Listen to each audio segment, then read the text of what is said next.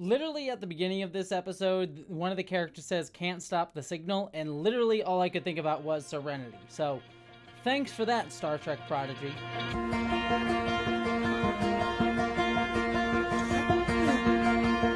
Hello, interwebs! I am here to review the finale of Season 1 of Star Trek Prodigy, this time titled Supernova Part 2. And we'll stay spoiler-free up front, but this was a truly wonderful finale. It does everything that I want a season finale to do. It like had a great epic end to this big stakes and story that we've had going on. It had emotional moments that actually really pulled at my heartstrings, and then it set our characters on a path that felt like they were really resolving a lot of the themes and worries and arcs that they were on all season, and then also, while still feeling like a finale, set us up for potential future adventures. I would imagine that at one point this episode was sort of possibly seen as like a finale to the show in case they didn't get picked up. Thankfully, we do know there is at least one more season of Prodigy that we're going to get, because they've turned in 40 scripts, so they have 20 more episodes at least, and we might get more after that if it gets renewed for more. But if this was the end of the show, like if this was the last episode of Prodigy, I would overall, outside of one outstanding mystery that has been sort of in the background all season, I would have really felt like, oh, this is a great place for this show to end. And it just works on every level that you want a finale to. Emotionally, just with the plot, with the character arcs, just in every way, it was fantastic. And I was so pleased with this episode, and it just makes me look back, and I'm so glad that they stuck the landing, because Star Trek shows, as of late, are kind of hit or miss with their endings, and oftentimes more miss than hit, but this one just hit. And it makes me look back at the rest of the season and be like, yeah, this was a fantastic episode or season of Star Trek. Just, I really enjoyed Prodigy. Like, yes, I've had nitpicks. Yes, I've had issues here and there. But I'm fully aware that they are nitpicks. Like, on the whole, I have loved pretty much every step along the way with this series. And it really is, I think, a very special show within the Star Trek franchise. And I think this episode just really proves that. And I loved it. I really did love it. And I loved this season. And this was a great finale. But I'm sort of repeating myself here, so let's get into spoilers to talk about it, because so much to talk about, and a couple things that I'm really excited about to mention. So let's jump into spoilers if you have not seen it yet. So we start off our episode, again, picking up right off the last episode where Starfleet's destroying itself, and man, do those Starfleet ships look beat up. Like, there's a lot of destruction going on in that little, like, area that we're at. But we basically come up with a plan pretty quickly that they need to destroy the protostar. That'll stop the signal, as they say. Again, referencing Serenity. I don't know if that was intentional, but it was all I could think about. And they come with a plan, well, Janeway will stay behind to blow up the protostar as they sort of, like, shoot it across multiple star systems, so as not to create one giant explosion.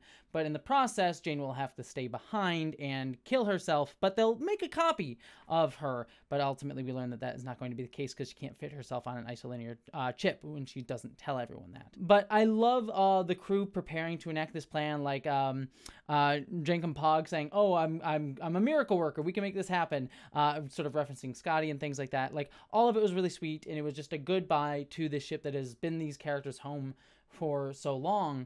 And I liked the moment where a hologram Janeway says goodbye to them, and it says, it's been an honor, and that is her goodbye to them, and they don't realize it at the moment. But then they sort of jump ship on the shuttle, and then they get a message, and we get to see this beautiful explosion. It looks gorgeous. And Janeway's goodbye was really sweet, because it just showed how much the hologram knew all of them, had come to understand who they are, and it could anticipate what they were going to say and experience in that moment, but giving them a sense of like, hey, look, I believe in all of you. You can do this, and you're going to do great things. It was a really fitting goodbye for Hollow Janeway. And I think kind of a necessary one, considering where this episode ends, with Admiral Janeway sort of taking our crew under their wings. It would have been confusing if we still had two Janeways. But I am going to miss Hollow Janeway, because she was really wonderful, and I did really like her being the sort of guide for these characters, in difference to Admiral Janeway.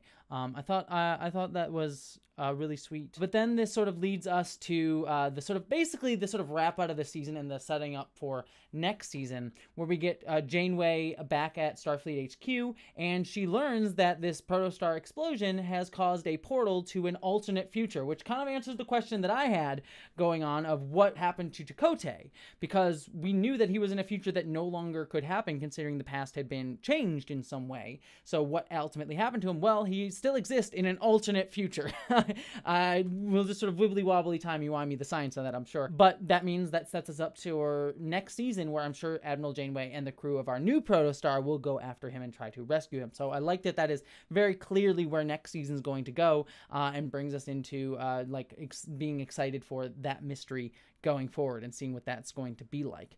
So curious to see how that's going to play out next season. I like that little nugget of a send-off here.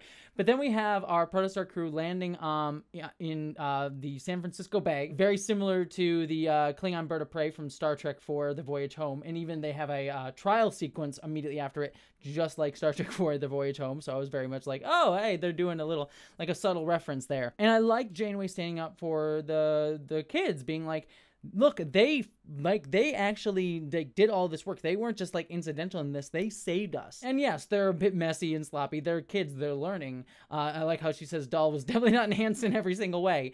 But that they are an embodiment, both literally in terms of what Dahl is as an augment, just a combination of a bunch of different, species and things like that. And that's what Starfleet is. But also in terms of what their goal is and what they want to do with their lives. And I like that there's sort of a little bit of a cheat way that they get them into Starfleet, in that, they become proteges under Janeway. Not officially in Starfleet and at Starfleet Academy, but under Janeway's tutelage, which ultimately I feel is kind of better than going to Starfleet Academy, right? I think that's much cooler. So I think that that was a very wonderful ending for all of them. And we also learned that Gwen is not going to go back with them, but she's going to go back to her home planet, where we might meet a younger version of the Diviner in John Noble. I called it last episode that John Noble might be sticking around in the show, so excited for that. But she is going to go back to her home planet to try to head off what happened to them the first time in the timeline. So I thought that was a really nice ending for them, and I liked seeing her and Dahl sort of admitting their feelings for each other in a very subtle way, and I thought that was very sweet. And then we get kind of moments of other characters sort of joining Starfleet and seeing Zero gets a new suit and everything. And there was one moment that was really cool in that when Rock Talk is sort of learning science, there is a scientist that comes up to Rock Talk and says, maybe you should check out being a xenobiologist. And that scientist is played by none other than Aaron McDonald. And even the face of the model looks like Aaron McDonald in the show. For those of you who don't know, Aaron McDonald is the science advisor of all of the Star Trek shows on right now. One of the science advisors. She does a lot of speeches at conventions and stuff and things like that. And also, I'll just be very open, she's a friend of mine. We talk and do things together, and she's awesome. One of the sweetest people that I know, and I know how much of a Trekkie she is and how much she really does a lot of hard work for Star Trek. So as soon as I saw her cameo in the show, I was like, oh my god, it's Aaron! And I texted her, and I was like, is this you? Excuse me? And she just sent me devil emojis back. So congrats, Aaron, if you're watching this review. That's freaking amazing. I'm so happy and excited for you. That's really cool and an amazing cameo. It just warmed my heart for that, because I had no idea. So that was super sweet to see that little cameo.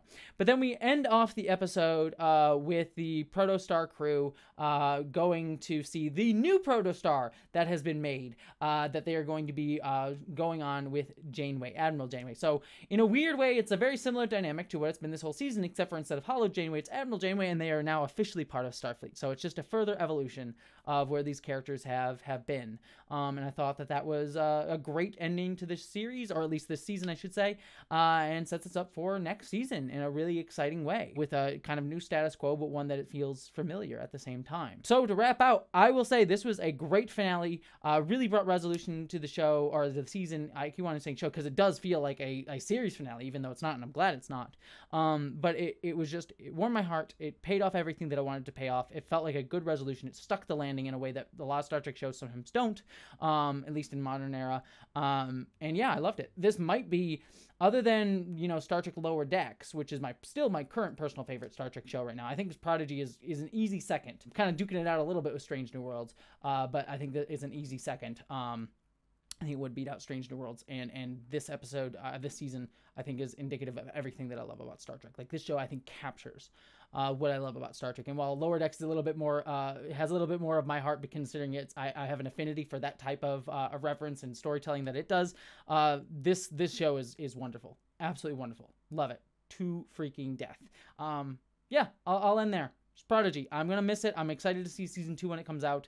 But until then, I will sit here expectedly waiting for it to come back. But I believe the next Star Trek thing that we're going to get is Star Trek Picard season 3. So we'll see what my thoughts are on that. So with that said, I hope you all have a happy new year going into 2023. There'll clearly be more stuff on this channel, my other channel, between now and then. But I will see you all for more Star Trek with Star Trek Picard season 3.